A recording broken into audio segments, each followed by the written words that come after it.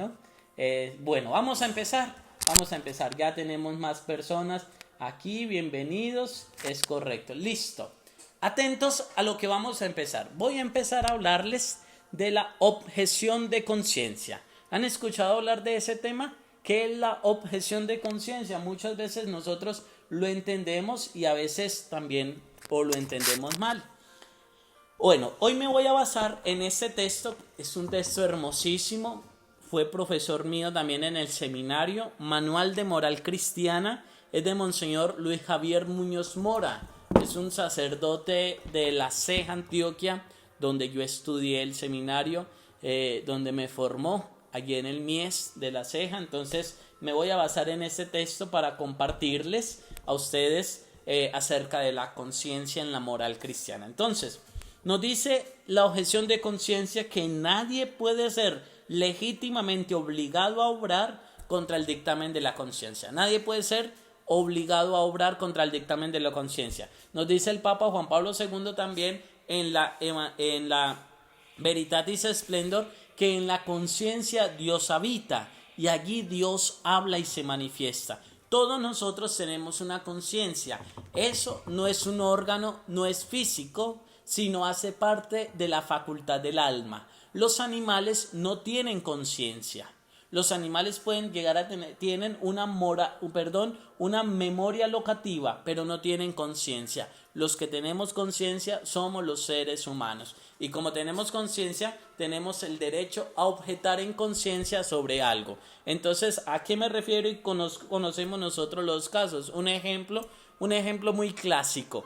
Si yo en conciencia sé que ir al servicio militar me van a poner a tomar un arma, me van a poner a disparar, me van a poner en filas para prepararme para la guerra, y yo sé que eso no está bien y no le agrada a Dios y no quisiera nunca coger una arma porque para mí eso es procurar la guerra y yo no soy una persona de guerra, de violencia. En conciencia tengo que decir que eso no está bien para mí. ¿Por qué? Porque mi moral intrínseca me dice que tomar un arma es un objeto, para mí va a significar la muerte, la guerra, ¿cierto? Y yo no estoy para eso, no es mi razón de ser, por tanto, no puedo objetar en conciencia. Pero una cosa es la objeción de conciencia cuando yo sé que en mi ser interior me dice que esa acción no está bien. Pero hay personas que se pueden valer de la objeción de conciencia para también ir en contra de la ley. Y eso no está bien. Uno no puede objetar en conciencia, decir, yo objeto en conciencia que tengo que salir y a mí no me puede aplicar la cuarentena, el decreto que pronunció el presidente, porque no, ahí no hay una razón de fondo. Ahí nadie puede hablar de objeción de conciencia. La objeción de conciencia tiene validez siempre y cuando hay un argumento interior de fondo en la moral de la persona. Por tanto, si nadie puede obligar a nadie a hacer algo que en su conciencia no se lo permita, porque se llamaría la violación de la conciencia. Así que nadie puede llegar a violentar la conciencia de una persona, porque ese es el sagrario de la persona, donde Dios habita. Por tanto, ni el Estado ni la autoridad alguna puede asumir prerrogativas frente a la conciencia de la persona. Nadie puede tener una normativa sobre la conciencia de una persona, porque no es válido, no es lícito, porque en la conciencia Dios actúa, Dios se manifiesta. A quienes se les está cayendo la fanpage, por favor pueden irse al Instagram. En el Instagram como que está funcionando mejor, solo que aquí no puedo recibir comentarios, pero en el Instagram sí pueden estar pendientes, ¿no? En el Instagram también me encuentran como Padre Cristian, Algo hoy nos está ocurriendo, en los comentarios del internet. Bien, bueno, vamos a sigamos hablando. Los estados de conciencia. Bueno, nos dice el Papa Juan Pablo II, quien recurre a la objeción de conciencia debe estar a salvo no solo de conciencias penales, de sanciones penales, sino también de cualquier daño en el plano legal, disciplinar, económico y profesional. Nadie puede sancionar tu conciencia. Es Dios quien la sanciona. Es cierto, conocemos los estados de conciencia que lo vamos a saber a continuación, pero nadie puede objetar tu conciencia, porque es allí donde habita el sagrario del hombre, que es Dios. Vuelvo y les digo a quienes se les está cayendo el internet, váyanse al Instagram. En el Instagram creo que está funcionando mejor, para que estén hoy atentos a esta charla. Sí, hoy como que el internet, me dicen por aquí, es algo muy general, nos está fallando a muchos, a todos, a algunos, para que tengamos en cuenta. Bueno, Marisela Villalobos, me alegra, ya le sale muy bien. Yeye Parra, ya le sale bien. Las redes sociales hoy están molestando, dice Anderson, si es verdad, listo, muy bien, perdónenme hoy, listo, ya la señal está bien, qué bueno, me alegra mucho que me digan que ya la señal está bien, listo. Bueno, terminamos con ese punto, que la objeción de conciencia. Nadie puede violentar tu conciencia, nadie puede meterse en tu conciencia. Tú puedes objetar la conciencia cuando sabe que eso que te van a poner a hacer va en contra de tu ley moral, ¿cierto? Y si eso no está bien, pues no te pueden obligar. Ahora vamos a hablar de los estados de conciencia. Ojo a esto, porque aquí vamos a entrar a profundizar y vamos a conocer por qué las personas actúan de X o Y de determinada manera. Entonces vamos a empezar y vamos a descubrir qué conciencia nosotros en nuestra vida de fe debemos seguir y qué conciencia no está bien.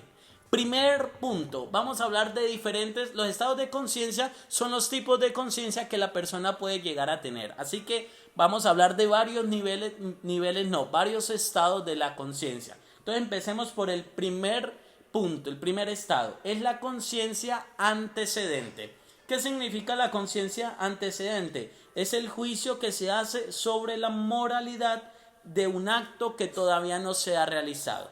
Es decir, les pongo un ejemplo sencillo de la conciencia antecedente y vayan anotando, tomen apuntes, porque si no apuntan, eso se puede olvidar, y más que les voy a hablar de varios estados de conciencia, y hay términos que quizás no podemos tener muy presente porque son muy de la teología moral y se nos pueden escapar, entonces es bueno irlos anotando. Entonces, la conciencia antecedente es el juicio que yo hago del acto antes de realizarlo. Claro, eso es lo que quiero decirle. Es decir, un ejemplo. Yo voy a ir, pongamos un acto bueno, ¿cierto? Entonces, yo sé que tengo que ir a trabajar. Voy a realizar un acto que es trabajar. Pero antes de trabajar, estoy en la cama, no me quiero levantar, tengo pereza, pero yo sé que debo trabajar. ¿Qué pasa donde yo no me levante? Sé que estoy haciendo mal. Y uno en la cama siempre está pensando, o lo que ponen los muchachos en los memes, ¿será que voy a estudiar? ¿Estudio? ¿No estudio? ¿Trabajo? ¿No trabajo? Uno está haciendo una conciencia antecedente, es decir, discerniendo sobre el acto antes de ejecutarlo.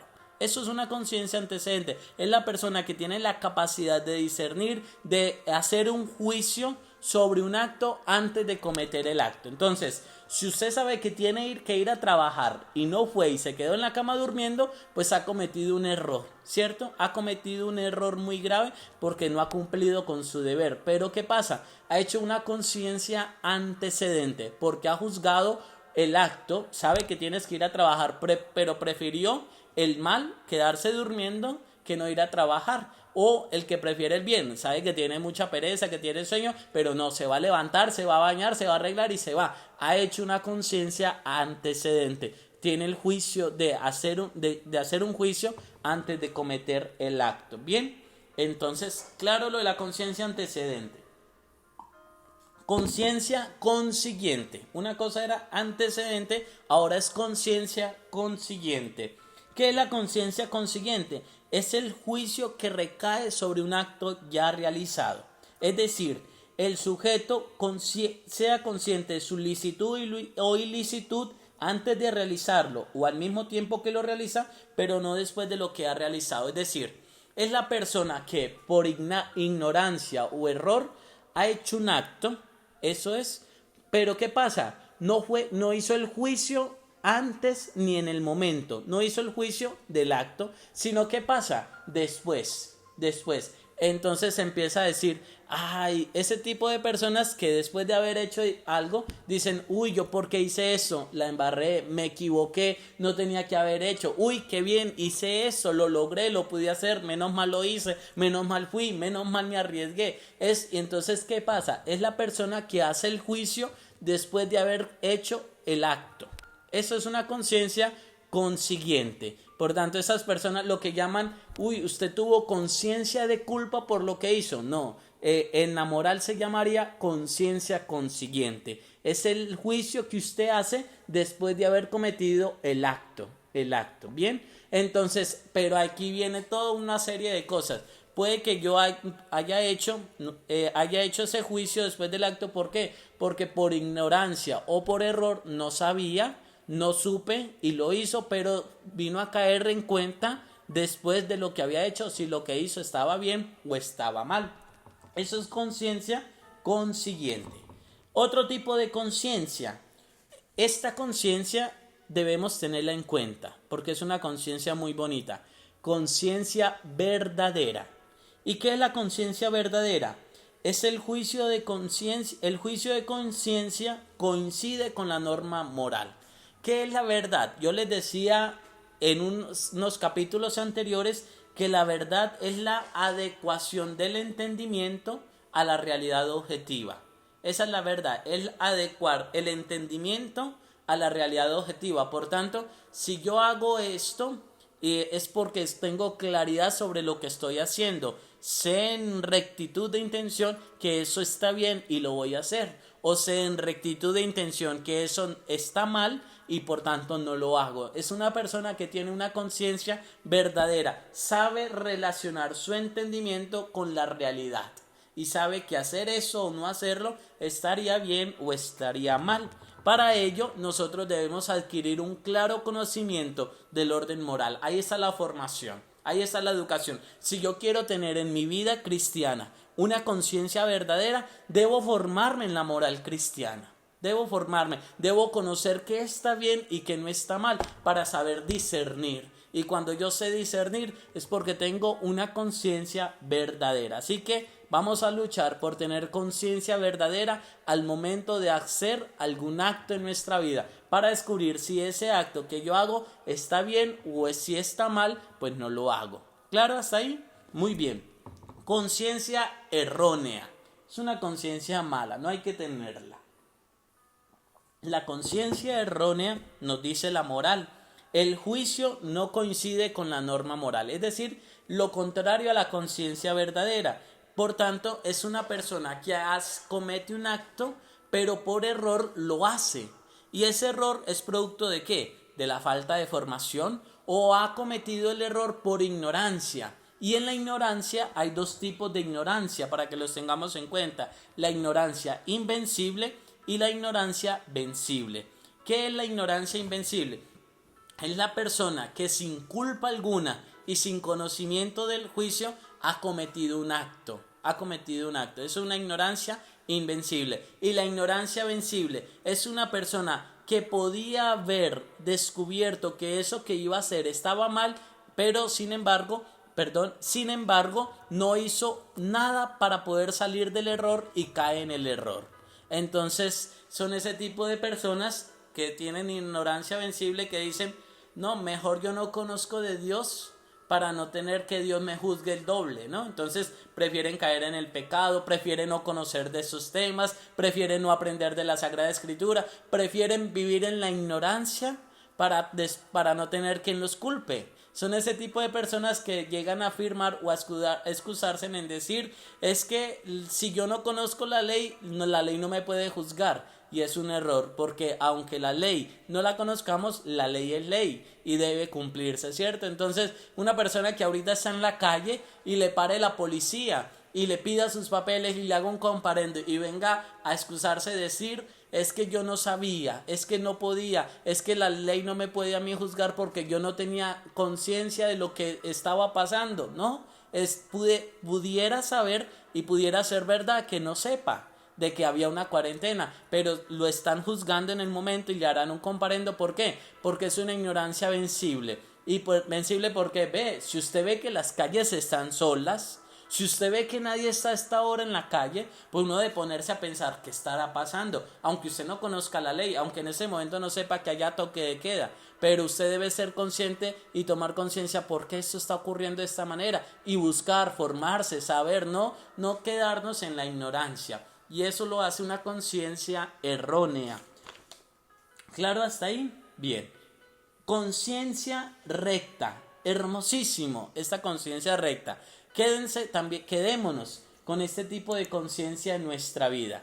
¿Qué es la conciencia recta? Tengámoslo en cuenta, por favor. Marisela Villalobos. Bien. ¿Qué quieres que te repita, Marisela? Cuéntame cómo está la señal. Yo sé que está hoy malita, pero si han estado escuchándome, y si no, váyanse al Instagram. En el Instagram también estoy transmitiendo en vivo y en directo, solo que no puedo ver sus preguntas, pero también estoy allí transmitiendo. Por si no están en el Facebook, vayan al Instagram, Padre Cristian, allí me encuentran, se suscriben, me siguen y allí pueden encontrar todos los videos y las transmisiones en vivo. Bien, Marisela, ¿qué quieres que te repita? ¿Qué tipo de conciencia quiere que te repita? Mientras Marisela me escribe, voy a seguir. Entonces les hablaba que nosotros también debemos tener una conciencia recta. Les decía que la conciencia verdadera es bueno tenerla también. Y la conciencia recta. ¿Qué es la conciencia recta? Es una conciencia que sabe que lo que está haciendo es recto y es verdadero. O lo que él no hace es porque sabe que eso no está bien. Una conciencia recta debe estar siempre obedecida. Una conciencia recta sabe también discernir en rectitud que eso que va a hacer está bien o está mal. Yo siempre le digo a los niños o a los muchachos, cada vez que nosotros vayamos a hacer algo, son dos preguntas que nos enseña San Alberto Hurtado. Y dice, tengamos dos preguntas antes de hacer algo. ¿Esto que voy a hacer le agrada a Dios? ¿Esto que voy a hacer le agrada a Dios? Y quien tiene esa pregunta en su mente es porque tiene una conciencia recta. ¿O qué haría Dios en mi lugar? ¿Qué haría Dios en mi lugar? Por tanto, si tú crees que Dios haría eso que tú vas a hacer, pues hazlo. Y si no, pues no lo hagas. Eso, quien tiene esas dos preguntas es porque tiene una conciencia recta. Es porque sabe obrar bien en conciencia. ¿Claro está? Ahora, ¿qué es la conciencia? Otro tipo de conciencia. Conciencia torcida o conciencia no recta. También se llama así. Conciencia torcida o conciencia no recta. ¿Qué es la conciencia torcida? Ya su nombre lo indica. Es obrar contra la propia conciencia. Está convencido de que una determinada acción es moralmente mala y sin embargo la realiza. Esa es una conciencia torcida. Entonces, una conciencia torcida, ¿quién la tiene?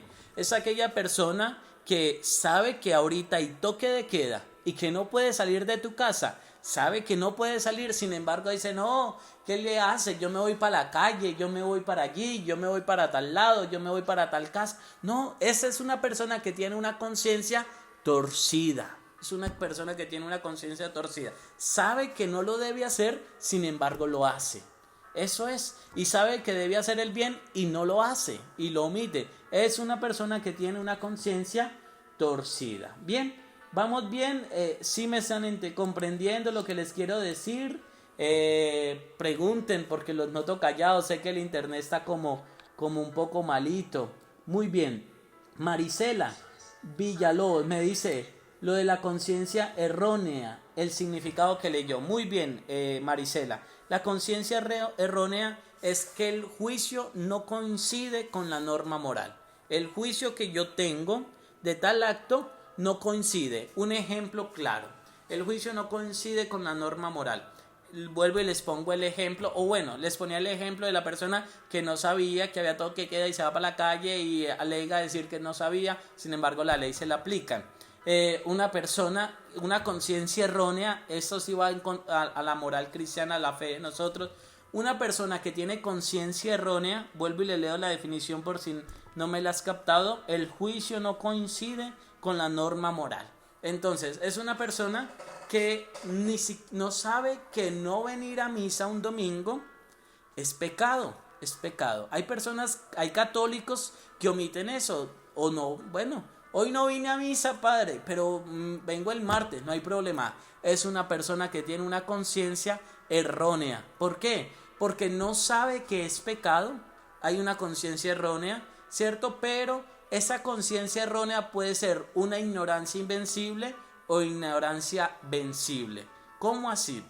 Vuelvo al ejemplo. La persona que no sabe que venir a misa un domingo, que no venir a misa un domingo es pecado, es producto de que primero no se ha formado o no ha querido formarse. Entonces va a la misa y le dice el padre, van a haber talleres, van a haber cursos, va a haber formación cristiana en la fe para que vengan. Entonces esa persona que dice, no, yo por allá no voy, mejor me quedo en la casa, ¿no? Es una persona que puede tener los medios para salir de ese error. Sin embargo, no hace el esfuerzo y prefiere quedarse en la ignorancia. Es una ignorancia vencible. O aquella persona que de verdad con una ignorancia invencible porque no ha tenido la formación, porque no ha tenido la posibilidad, pues no sabe. Dice la palabra de Dios, mi pueblo peca por ignorancia.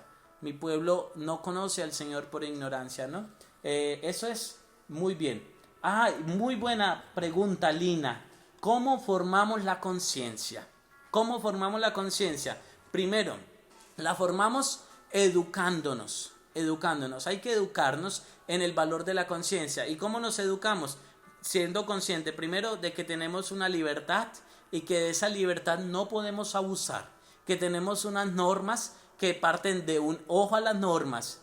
En las normas existen hay muchas clases de leyes, ¿cierto? Y debemos conocer las leyes para poder formar la conciencia en una conciencia verdadera y una conciencia recta. Ahorita le voy a hablar de otro tipo de conciencia que debemos seguir. Entonces, también educarnos, formarnos en las leyes. ¿Qué tipo de leyes? Ley moral natural. Esa ley moral natural responde a los 10 mandamientos.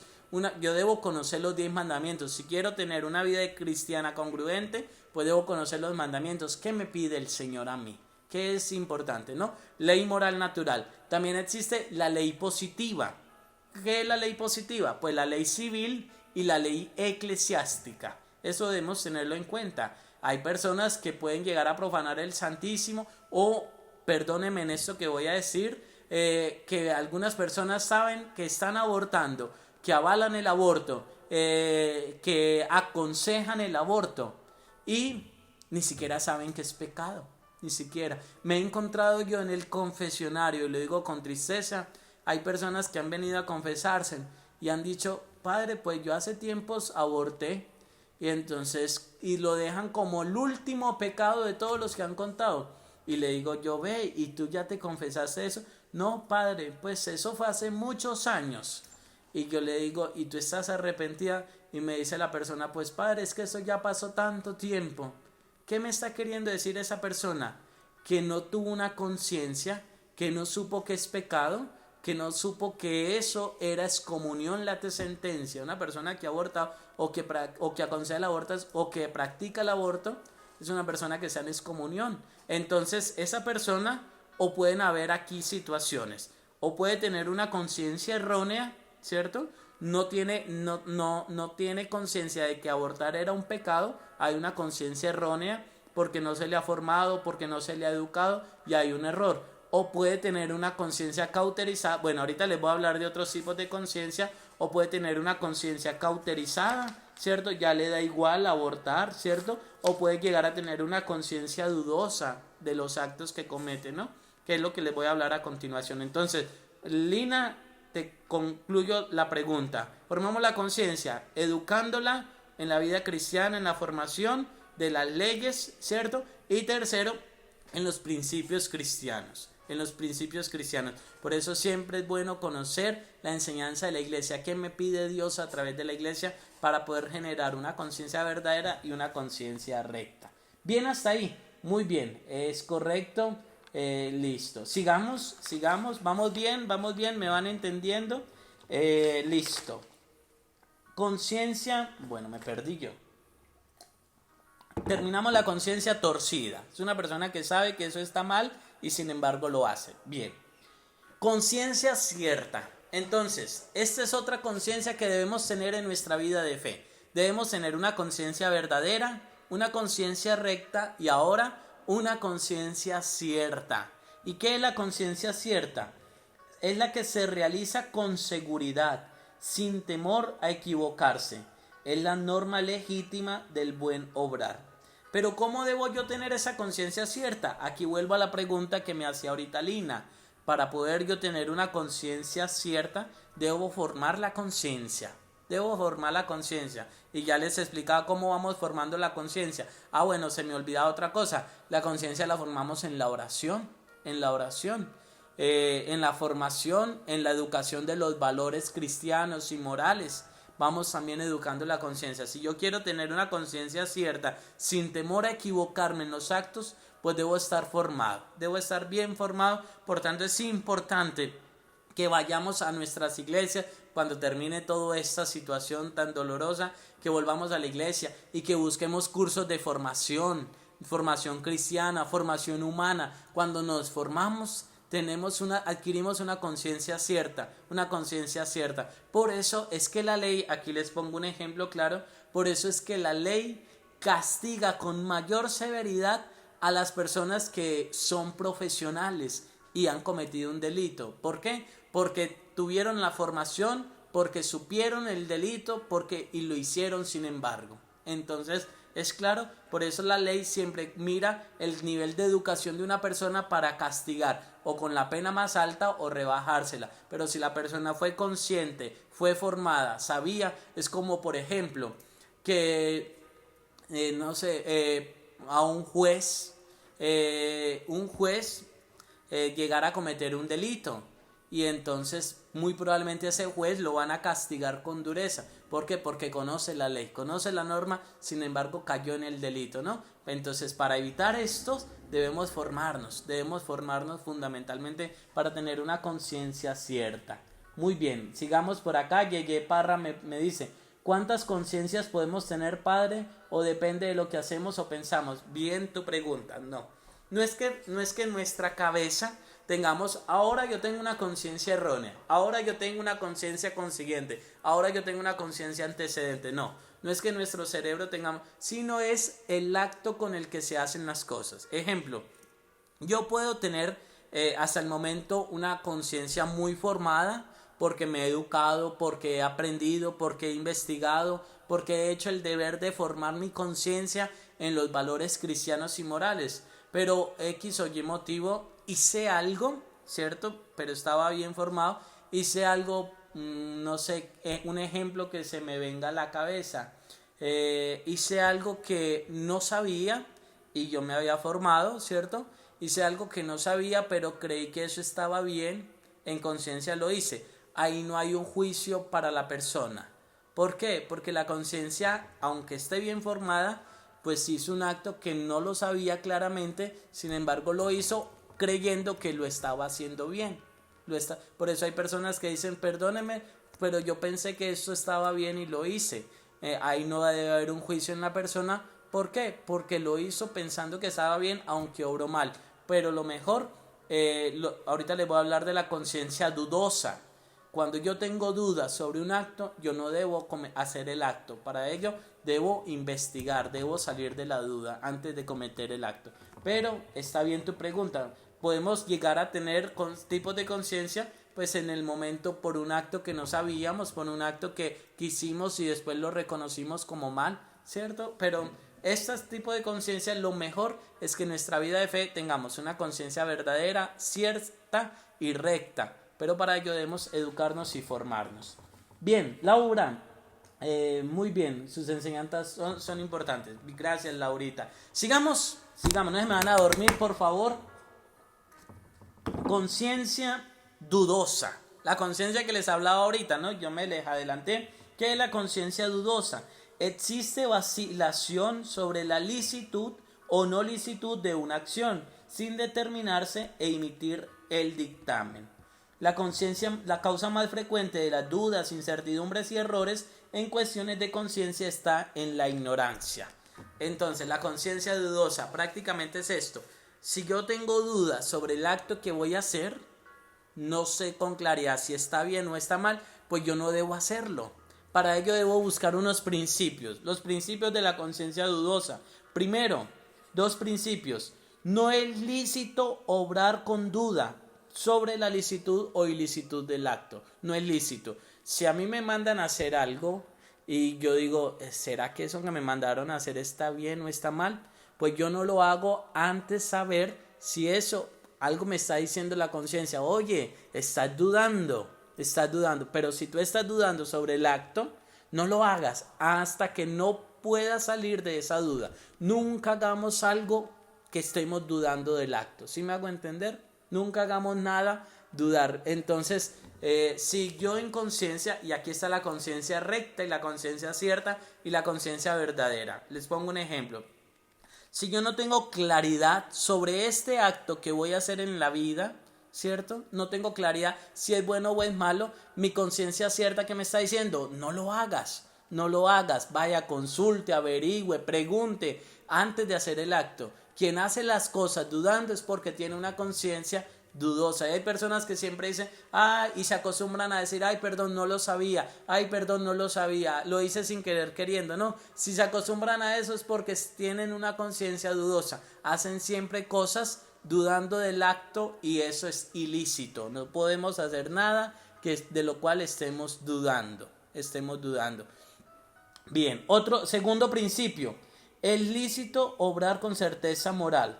Para ello debemos tener en cuenta, en caso de duda, primero, seguir la parte más segura. Si yo sé que en este momento tengo que hacer un acto, pero no sé si está bien y no tengo la posibilidad de consultarlo, de investigarlos, de profundizar en él, pues por lo menos hago la parte más segura de la que creo, estoy cierto y seguro que eso lo puedo hacer. Si otra parte sé que eso no tengo claridad, pues mejor no hacerlo, ¿no? Se ha de estar por aquel a quien favorece la presunción. Se debe juzgar por lo que frecuentemente acontece. Se ha de suponer la validez del acto. El delito no se presume, sino que hay que probarlo. Es mejor la condición del actual poseedor. La duda se resuelve a favor del reo. ¿Cómo así? Yo cuando tengo que hacer algo que no tengo claridad y no tengo la posibilidad de consultarlo, de averiguarlo, pues primero hago lo que creo que es más conveniente, que la conciencia me está diciendo. Si hay algo que en conciencia me dice no lo hagas, es mejor no hacerlo, ¿cierto? Pero si me toca hacerlo, lo hago en presunción de la persona que me lo mandó, más no por iniciativa propia. Ahí está lo que dicen, el que obedece no se equivoca. Si yo sé que eso no está tan bien, pero tampoco es tan grave hacerlo, pero como que no es lo más correcto, pues yo obedezco porque sé que por presunción a la otra persona, por la obediencia, por mi rectitud, por mi conciencia verdadera. Sin embargo, pues sé que no es tan grave, no tengo la duda, no tengo la posibilidad de resolverlo, lo hago, y si caigo en el error, pues lo hice en presunción por esa persona que me mandó, que fue mi superior, pero supe que tenía duda y aunque fue un error, la presunción le cae sobre la persona a quien te ordenó hacerlo. ¿Claro hasta ahí? Bien. Bueno, vamos a ver qué me preguntan. Estamos muy atentos. Muy bien, Marilu, qué bien. Rosa María Rubio. Hoy hay poquitas personas conectadas. Quizás el internet ha hecho que estén poquitos, pero bien. Con 30 personas, yo me imagino, es 31 ha subido. Yo me los imagino a ustedes aquí sentaditos a los 31. Con 31 personas tengo un aula de clase. Con 31 personas le doy clase yo a 40 estudiantes, a 20 estudiantes cuando haga clase en el colegio. O sea, me los imagino ustedes aquí sentados. Otros durmiendo quizás, ¿no? Pero no creo que ninguno esté durmiendo. Rosa María, listo. Los católicos, si estamos formados, debemos tener una conciencia, la cual nos indica cómo obrar de acuerdo a los mandamientos, preceptos y leyes de Dios. Muy bien, esa es la formación que debemos tener para tener una conciencia verdadera, recta y cierta. Jenny Segovia, padre, yo tengo algo entre pecho y espalda. Cuéntame, cuando nació mi hijo menor, yo le mandé a hacer una cirugía para no tener más hijos a su hijo menor. Y después que empecé mi proceso en la iglesia, me entero que estoy en pecado por hacer esa cirugía, pero yo no sabía. ¿Sigo en pecado? Porque ya no puedo remediar. Muy buena esa pregunta. Esa es una pregunta de casuística. Ojo, porque lo que les voy a decir, creo que a Jenny no es la primera persona que le ha pasado. Muchos de nosotros también. La pregunta de Jenny es, le mandó a su hijo a hacer una cirugía, me imagino que fue la vasectomía, para que no tuviera más hijos, ¿no? Y ella no había conocido de Dios, pero después de conocer a Dios se dio cuenta que eso no estaba bien. La pregunta de ella, ¿sigue en pecado? Entonces, ya aquí ustedes pueden responderla. Ya la pueden responder porque ya les he hablado de los tipos de conciencia. En el caso de Jenny, ¿qué tipo de conciencia pudiera tener? Cuéntenme. Yo ya les hablé ahorita. Aquí en estos tipos de conciencia, ¿qué tipo de conciencia pudiera tener Jenny? Cuéntenme para ver si este ejemplo nos va a servir para aplicar lo que estamos aprendiendo. Cuéntenme qué tipo de conciencia pudo haber tenido Jenny en ese momento cuando le mandó a su hijo a hacerse la vasectomía por esta situación. ¿Qué tipo de conciencia? Cuéntenme para yo saber bien.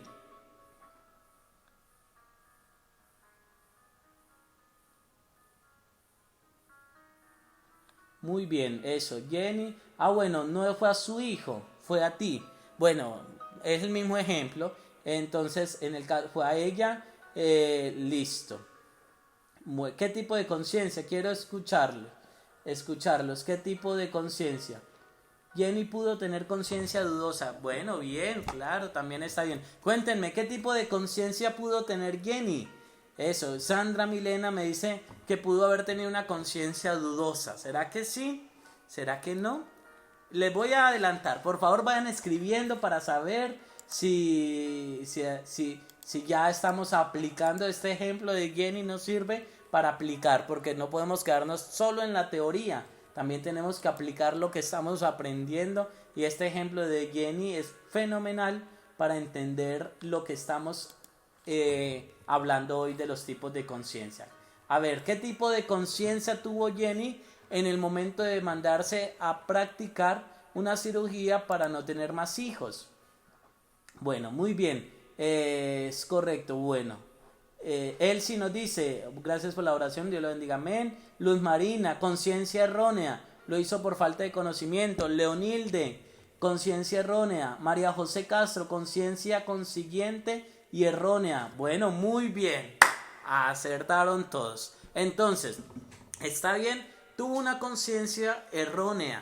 Así como nos cuenta el caso de Jenny, puede ser cierto. ¿Por qué? Porque era una mujer que no conocía de Dios, no había una formación clara de la conciencia, no sabía que se estaba cerrando al don de la vida, ya no puede remediar el daño que hizo, sin embargo ahora está arrepentida.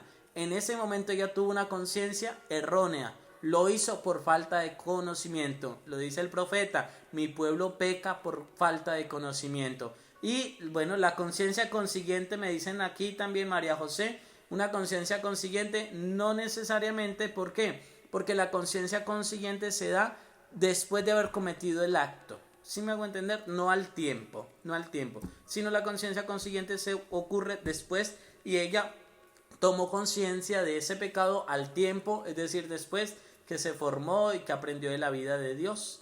Entonces, bien, me gusta que estamos atentos. Esa era conciencia dudosa. No tanto porque no una conciencia dudosa, porque ella hizo el acto sin conocer que estaba mal.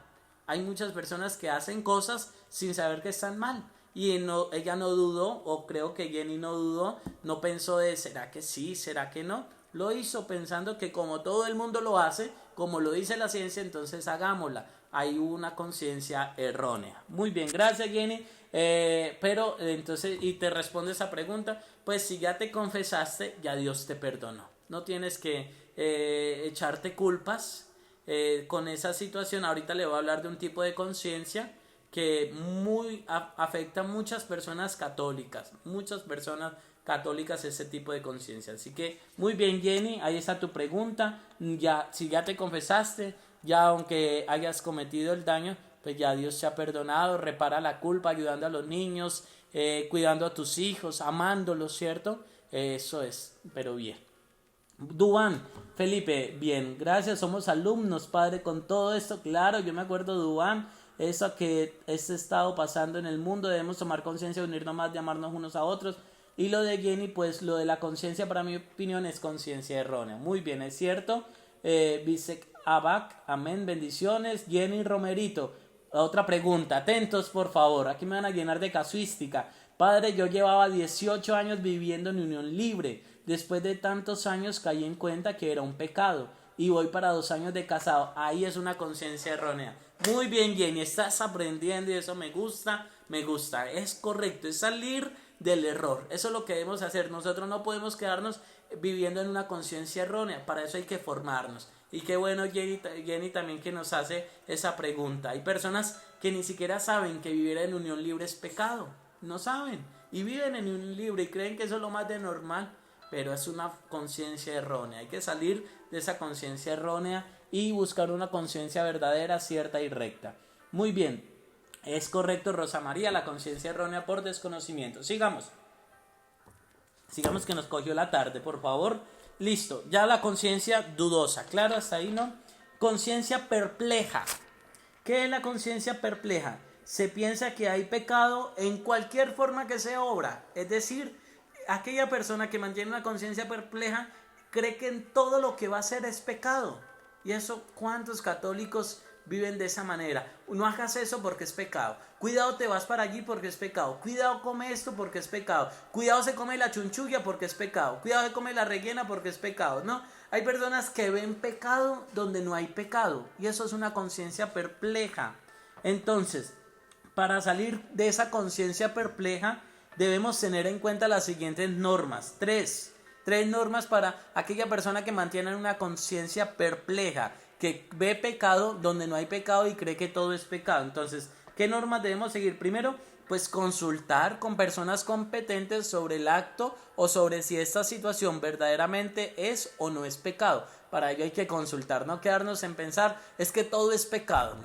No todo es pecado en la vida. Hay personas que piensan que todo es pecado. Para ello hay que consultar, ¿será cierto que de verdad esto es pecado o no es pecado? ¿No? Consultar, investigar, saber. Segundo, se debe optar por lo que parezca mejor o menos malo. Hay que optar siempre por lo mejor y desechar lo malo. Y tercero, determinar lo que resulta mejor o menos malo se puede decidir por cualquiera de las alternativas sin relato de culpa, ya que nadie está obligado a lo imposible. Es decir, optar siempre por el bien, por las cosas buenas, por las cosas trascendentes. De esa manera vamos saliendo de la perplejidad. La perplejidad se debe a la negligencia o descuido en la adquisición de una ciencia de vida. Es decir, es la persona que no se quiere formar, sin embargo todo lo ve pecado, todo lo ve pecado. ¿Cuántos viven hoy en día, ahorita en la cuarentena, estarán en una conciencia perpleja porque hoy los niños jugaron y era viernes de abstinencia, entonces los regañaban que se callen porque creen que hasta como hoy es viernes de abstinencia no se puede jugar, no se puede reír, no se puede hablar, no se puede hacer cualquier cosa? No, eso es una conciencia perpleja, creer que todo en la vida es pecado. Conciencia delicada. Aprenda, este es otro punto, entonces, que nos vamos a quedar: conciencia verdadera, conciencia recta, conciencia cierta y otro tipo de conciencia que debemos tener en la vida, conciencia delicada. Una persona bien formada es una persona que tiene una conciencia delicada. ¿Y qué es la conciencia delicada? Es la que juzga rectamente hasta los menores detalles. Eso es hermosísimo. Es la persona que juzga rectamente hacia los menores detalles. Ayuda mucho a la vida de perfección. Es cierto. Entonces, ¿qué es lo bonito? Cuando yo voy a ir a hacer un acto en la vida, yo voy a cometer un acto, sea bueno, sea malo, yo lo juzgo. Y lo juzgo es, ¿será que esto que voy a hacer? Las preguntas que le decía ahorita de San Alberto Hurtado. La persona que tiene una conciencia delicada es una persona, es lo que dicen comúnmente, lo voy a poner en esta frase. La persona que tiene conciencia delicada es la persona que piensa para actuar y no actúa después para arrepentirse.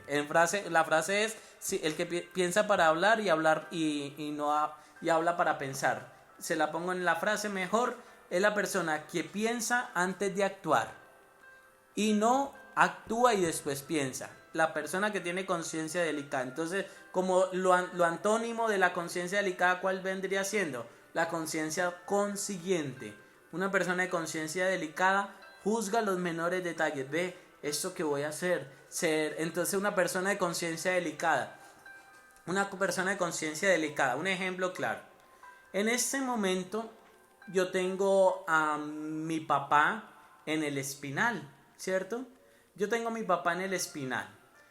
Yo me quiero ir para el Espinal, porque es que quiero verlo, quiero estar con él, pero yo sé que hay toque de queda, que no me puedo ir, no tengo un argumento claro, ¿cierto? Mi papá es joven, pero aparte de eso, mi papá está con mamá, está con los hermanos, está con los tíos, está acompañado, no sufre de nada, es una persona joven, pero yo en mi conciencia digo, quiero ir a visitar a mi papá al Espinal, pero las circunstancias no me lo permiten. Una persona de conciencia delicada, ¿qué decisión tomaría? ¿Qué decisión tomaría? Pues lógicamente la decisión correcta es pues no irse, porque no hay un argumento válido, no hay una razón por el cual. Entonces juzga, ve, quiero ir a visitar a mi papá, pero mi papá está acompañado, mi papá estaba bien, mi papá no le duele nada, yo lo puedo llamar, ¿cierto? Y eso es una persona que juzga los menores detalles antes de cometer un acto, antes de hacer un acto. Es la persona que tiene conciencia delicada. Y eso es lo que debemos apuntar los cristianos, a tener una conciencia delicada. Otro punto, por favor. Bien. Correcto, Rosa. Muy bien. Rosita se me adelantó al otro punto. La conciencia escrupulosa. A veces caemos como personas escrupulosas. Claro, Rosa. Otro tipo de conciencia. Conciencia escrupulosa. Y esa conciencia sí que daño hace en la iglesia. Daño hace. ¿Por qué? Porque es la persona que vive de escrúpulos en la vida. ¿Qué es la conciencia escrupulosa? Es la que juzga por insuficientes motivos que hay pecado donde realmente no lo hay, o que es grave lo que realmente es leve. Entonces, es la persona que tiene miedo constante y perturbador de incurrir en pecado. Es la persona que tiene ansiedad. La persona escrupulosa es la persona que vive enfermiza. La persona escrupulosa es la persona que vive enfermiza en la angustia y en la obsesión. Una persona que tiene una conciencia escrupulosa es una persona que vive angustiada por todo y obsesionada por todo. Ojo aquí lo que les voy a decir, y perdónenme, pero no es con el ánimo de juzgarlos, sino con el ánimo de despertarlos. La persona que tiene conciencia escrupulosa es la persona que se confesó con este sacerdote del pecado de un robo. El sacerdote, Dios a través del sacerdote te perdonó de ese pecado de robo, reparaste el pecado, pero algo te dice en conciencia, no, algo me quedó faltando, es que no le conté al padre, que eso fue en la noche, y yo no le alcancé a contar a quién fue que yo le cometí el robo. Entonces tiene una conciencia escrupulosa que se siente que Dios no le ha perdonado, entonces dice, no, yo me voy a volver a confesar de haber robado, y entonces se confiesa con otro sacerdote, padre, es que robé, y entonces le agrega, sí, es que fue de noche, y fue a un hombre el que yo le robé, y le robé 100,000 pesos, y entonces, y el sacerdote no sabe que usted ya se confesó de eso, y entonces el Señor te perdonó, y vuelve y se confiesa, y vuelve y se confiesa, porque cree que Dios no le ha perdonado. Es una persona que tiene un miedo angustiante, y ojo, porque la persona de conciencia escrupulosa tiene una angustia neurótica general, que se da muchas veces como que Dios le castigara o le amenazara por todo. Es la persona que vive en una angustia neurótica, así que hay que tener algo muy claro. La persona de conciencia escrupulosa es enfermiza, tiene la enfermedad de la angustia y de la obsesión. Vive en una obsesión de que todo es pecado y que todo lo que ha hecho Dios no le va a poder perdonar. Una persona de conciencia escrupulosa se atreve a decir siempre, Dios no me va a perdonar por eso que hice, Dios no me va a perdonar, y es una conciencia escrupulosa, y entonces se crea látigos, se culpa permanentemente, vive depresiva porque tiene una conciencia escrupulosa, y la persona de conciencia escrupulosa pues no se abre a la misericordia de Dios. No se abre a la misericordia de Dios porque cree que su pecado es tan grave que es imperdonable. El escrupuloso necesita, por tanto, de una nueva educación religiosa y moral. Necesita, si tú eres de los que tienen una conciencia escrupulosa, o otra persona, otro ejemplo de conciencia escrupulosa, y esos que sí que llegan al confesionario, que se están confesando cada 8 días. Entonces, ¿cuál es la confesión de cada 8 días? Cada 8 días terminan confesándose de los pecados de años anteriores o de cualquier cosita y siempre quieren hacer confesiones de vida. Confesiones de vida, ¿qué es? Es contar los pecados de toda su vida a un sacerdote y después vuelve, ¿no? Y al mes, no, volvamos a contar los pecados hagamos otra confesión de vida y vuelve y cuenta los mismos pecados que ya cometió hace tantos años. Es una persona de conciencia escrupulosa que todo lo ve pecado y se está confesando cada 8 días. Cada 8 días, ¿no? Entonces resulta que hoy le dio pereza y normalmente se levanta a las 6, pero se levantó a las 7 y cree que ya eso es pecado. ¿Qué es pecado? Entonces no, tengo que confesarme porque hice pereza en la cama y eso fue un pecado y tengo que confesarme y vive cada 8 días confesándose. Por tanto es una persona que no se esfuerza por luchar por su santidad y siempre está utilizando la confesión como un mecanismo para sentirse bien, pero sabe que eso no lo va a hacer sentir bien porque siempre va a recurrir cada momento a confesarse. Es una persona de conciencia escrupulosa. Por ahí preguntarán, padre, entonces ¿cada cuánto me puedo confesar? Cada mes es lo mejor, ¿no? Bien. Padre, cuando nos confesamos y creemos que Dios no nos perdonó, es pecado por no creer en la misericordia de Dios. Completamente cierto, Rosita. Si tú no crees en la misericordia de Dios, ahí hay pecado. Porque si yo voy a confesarme y yo salgo del confesionario, es que no siento que el Señor me perdonó, está ya cayendo en el pecado porque no te has abierto a la misericordia de Dios. Muy bien, Lina León. Lina León nos dice, vi una frase muy bonita en el concilio, concilio me imagino, respecto a este tema y quisiera compartirla. Dice Lina, retorna a tu conciencia, interrógala, retornad hermanos al interior y en todo lo que hagáis mirad al testigo de Dios, San Agustín. Es correcto, gracias Lina por compartirnos. ¿Cómo debemos nosotros juzgar la conciencia? Interrogarla todas las noches haciendo lo que llamamos el examen de conciencia. Cuando hacemos un examen de conciencia bien hecho, vamos descubriendo que cada día estamos formando la conciencia y sabiendo que eso está bien o está mal y cómo ir mejorando y superando. Entonces, si yo hoy cometí un pecado y fui muy mentiroso, pues ya me juzgué, ya supe que eso estaba mal, que no estaba bien. Mañana voy a luchar por no decir mentiras. Si yo hoy dije groserías, mañana voy a empezar a trabajar por no decir groserías. Eso es una persona que tiene una conciencia bien formada. Jenny Romerito, la persona que juzga y está pendiente de los demás, ¿qué tipo es? Es una persona chismosa, Jenny. No, mentiras, hácelo reír un momentico para que no se me duerma. Bien, la persona que vive juzgando es la persona que tiene una conciencia farisaica, que es la que les voy a hablar ahorita. Nos quedan 3 tipos de conciencia, se las voy a decir. La persona que vive juzgando, tú te me adelantas, Jenny Romerito, pero la persona que juzga y está pendiente de los demás es la persona que tiene una conciencia farisaica. Y bueno, también se vale una persona chismosa.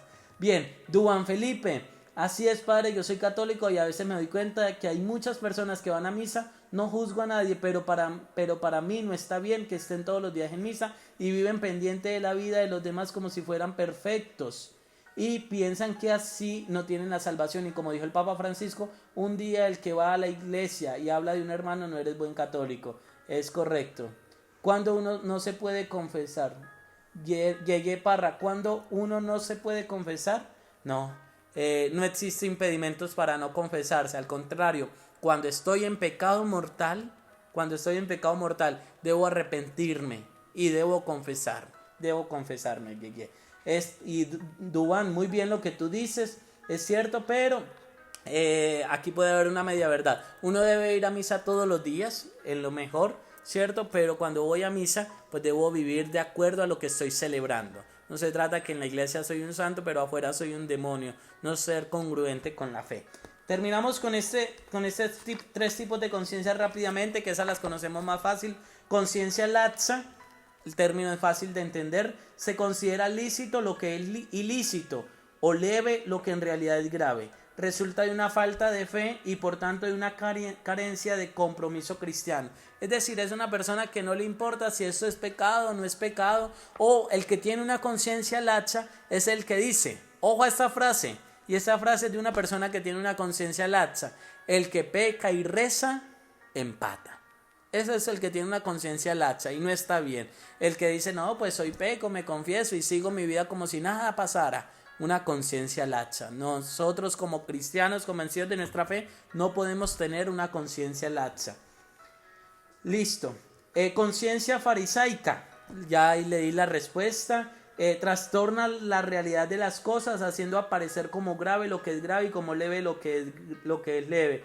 La persona farisaica, la conciencia farisaica es que todo el mundo es imperfecto, pero yo sí soy perfecto.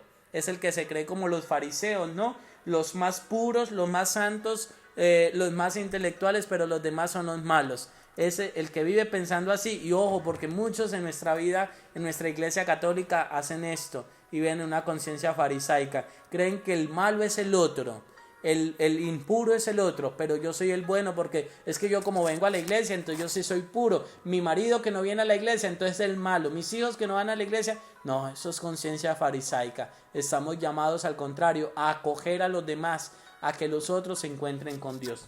Y última conciencia, conciencia cauterizada.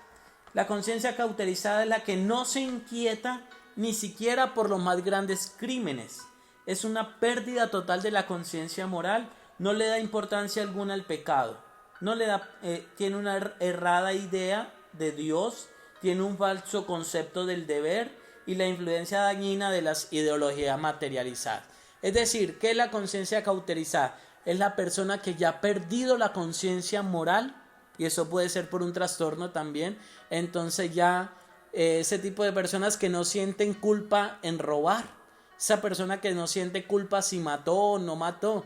Ustedes cuando ven crímenes o algo, o una persona está en un juicio y llega a decir, pues sí, yo asesiné a 3 personas, sí, yo maté a fulanito de tal, no pasa nada, pues si me meten a la cárcel que no pasa nada, ¿no? Es una persona que tiene una conciencia cauterizada, ya perdió su conciencia, ¿producto de qué? Del pecado. Y aquí les pongo el ejemplo, y esto es grave lo que les voy a decir.